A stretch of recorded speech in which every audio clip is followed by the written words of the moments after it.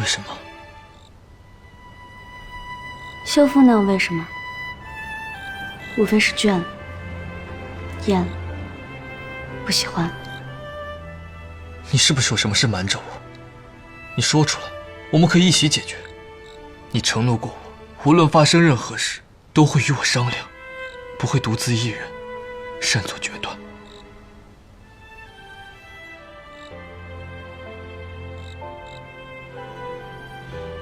我当然有事瞒着你，你不一样有事瞒着我吗？韩少君，我有什么地方做的不对的话，我可以改。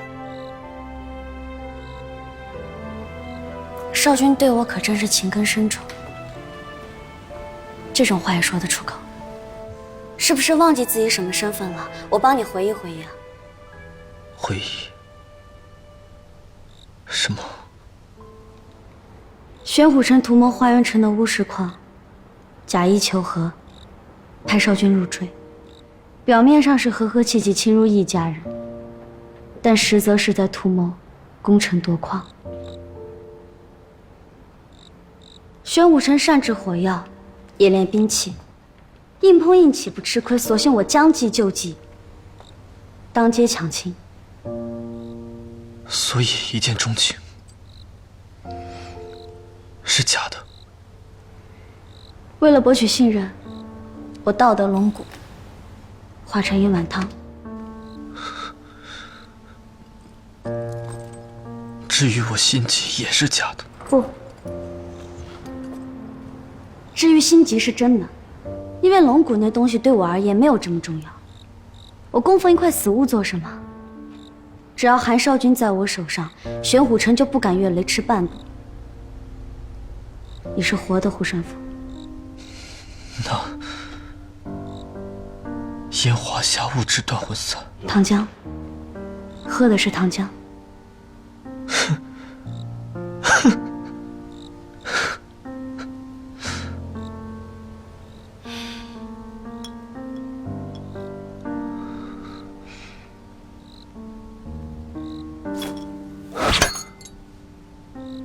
你一直以为我中毒之后武功全无，感到愧疚，可那都是骗你的。我去同情吧。你看，从那个时候开始，你变得多听话。明明是一只大老虎，却乖得像一只小猫咪一样。手环也戴上了，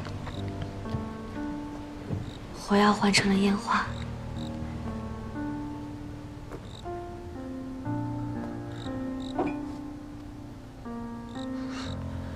就连令牌也给了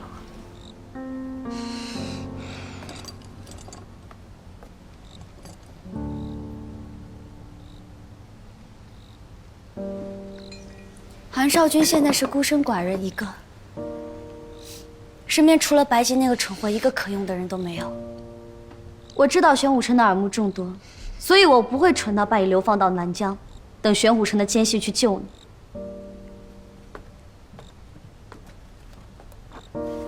我为少君选了个好的去处，少君安心去吧。这个世界上，除了我，没有人会知道你在哪里。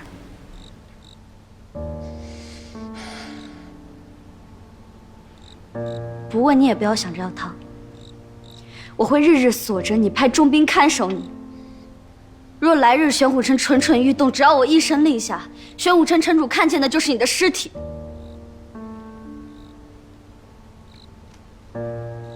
只有这样，玄武城才会安分守己。毕竟你是玄武城城主唯一的子嗣。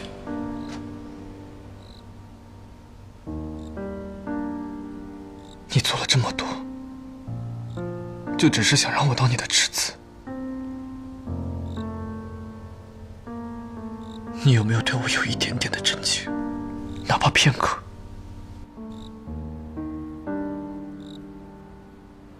没有。